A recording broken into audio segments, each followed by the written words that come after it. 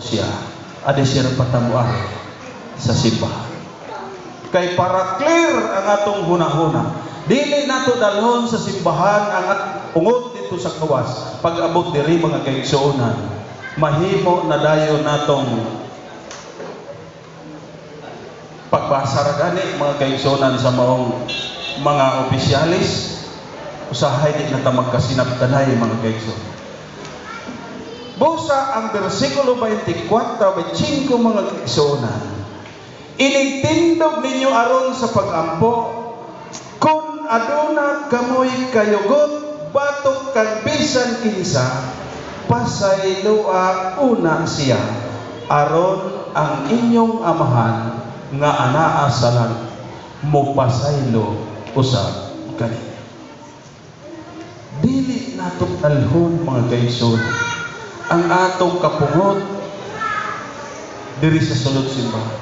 Kay gusto sa Ginoo nga imong kasing-kasing limpyo, malipayon nga moduol sa iyang balay alampuanan mga kaigsuonan. Dili kay anheta dinhi sa simbahan magbinaylohay og istorya.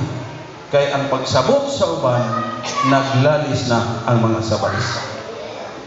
Mag-microphone pa. Munang ang atong mensahe karon mga kaigsuonan, dili gyud ni para sa gawas, para gyud ni ato pag tinambagay ra gyud mga kaigsuonan. Nga naman si Apostol Pablo nagtambag mga kaigsuonan. Sa may tambag na Apostol Pablo, kinahanglan biyaan ninyo kining tanan matud pa sa Kolosas kapitulo 3 bersikulo 8. Kinahanglan biyaan ninyo kining tanan. Sa may atong biyaan, kasuko nilagi yung sahay di tagapugong mga kaigsuonan sa atong kaugalingon. Bisan tuod at Adventista na ta, masuko pa magyapon ta. Pero ang naganindot lang mga kaigsuonan sa Adventista masuko, kay mahuman siya masuko, makikuli dayon.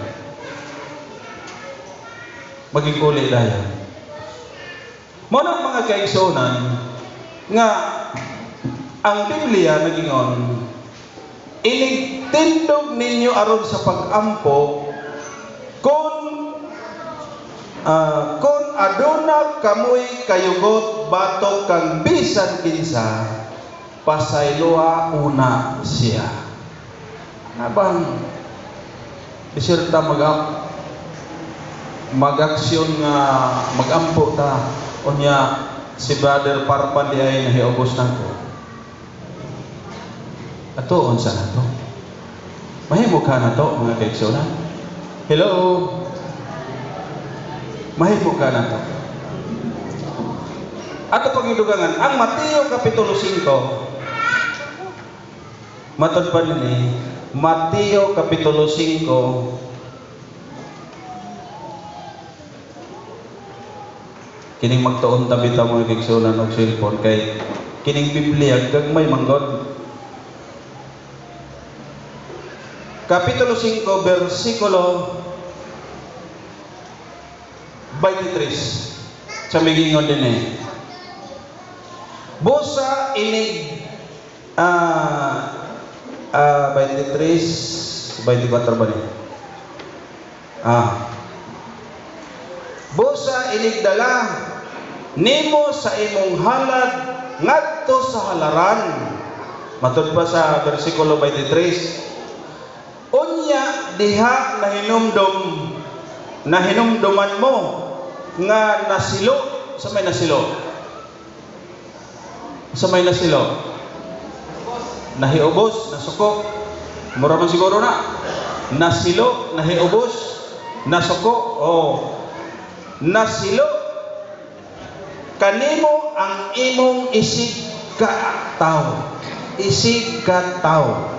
Isig ka magsuon. Sige ngon, isig ka tao. Ang bersikulo 24 ningon, biyai ang imong halad, atubangan sa halaran, o dadadayon ang imong adto adayon ang imong isig ka tao, o pakiguli una kaniya unya balik ihalad ang imo nga. Tanawa mga kaigsoon. Kung nagunahuna ta nga muhalad ta mga kaigsoon, unya na hinumdum ta nga adunay nasilo kanato, nasilo o nahiubos, biyayo sa ang imong halad. Adto siya pakiguli mga kaigsoon. Dili kay atong dalhon diri sa atong iglesia mga kaigsoon. Kay kung aduna tay mga bisita nga dili adventista, makaingon ra ingana di sila maglalis. Sa ilaw mga kaigsunan ha. Kay ang Biblia ra gyud nagsulti mga kaigsunan. Busa biyai ang imong halad at tuwa dayon ang imong isig katao ug makiguli ka ngadto kaniya. Quarter to 12 pa mga kaigsunan. Sa dili pa nako tapuson mga kaigsunan, doon ako ilustrasyon mga kaigsunan. Dunay usa ka pamilya nga naglitson og baka. Malitson maning baka no. Naglitson og baka, kini pod nga istorya mga kaigsunan, nakuha ko ra sa YouTube. Samtang gibilik-bilik ang maong litson mga kaigsuonan, hapit na maluto, ang magulang nisugo sa iyang manghod nga ingon ang magulang, hapit na maluto tong litson nga baka, pangimbitar sa atong silingan. Pangimbitar sa atong silingan. Kay para makakaon pod sila. Wala madugay ni lakaw ang maong igsoon mga kaigsuonan ni adto sa mga silingan nang imbitar. Hantod nga niabot na siya sa layo nga dapit to sa iyang pagpangimbitar. Kay ang mga silingan mga kaigsuonan ning balibad. So asa siya nang imbitar dito sa unahan, langon ta lamang sa laing barangay. Sa pagkaluto na sa maong litson sa baka mga kaigsuonan, niabot na ang iyang manghod, manoy, naana ang atong mga bisita. Sige, pasudla na sila kay mga onata. Siguro gitatad na tong baka, kanindo trabaho ng baka no. Kung lang matunog Sabado ang 31 sana 31 makapreparasyon pagitag maayo basit makalitson putag baka. Ningon sige pasudla na sila para mga unata. Nisulod ang mga bisita, mga kaigsuonan, unya, nangaon na sila. Sa paglibot-libot sa magulang mga kaigsuonan, wala may nailhan sa magulang. Iyang gikuhit ang iyang manghod.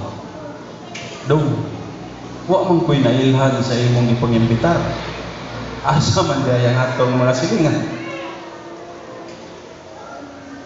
Ingon ang manghod. Balibad man sila manoy. Di man kuno sila mutambong. Walay nitambong ang mga silingan mga kaigsoon. Kay siguro nakita sa maong mga silingan nga dili halos sila kadulan. Naghimo sila adto nga preparasyon para lamang siguro nga madapit nila ang ilang silingan nga maulian kung unsay kahiubos sa ilang mga silingan. Muna mga kaigsuonan atong i-aplikar sa atong kinabuhi. Kumusta ka ang atong silingan? Nining nagkapasko karon madul pa nila Pasko na ibono sa uban. Na-share ba nato po sa uban sa atong silingan? Ang pinaka-importante ra gyud ang silingan mga kaigsuonan. Pero nganong wa may ning duol, nganong wa man makaila ang magulang sa maong mga bisita, tagalaing lugar man, kay wa man mahibalo sa ilang batasan. Kay kung nahibalo pa sila mga kaigsuonan, dili punto muduol. Kay nahibalo sila kung unsay batasan. So ang Proverbio Kapitulo 17, mga kaigsuonan, o versikulo 17 nagingon, ang managhigala maghinigugmaan. Maghinigugmaay kanunay. Ang managsuon magtinambagay panahon sa kalisdan.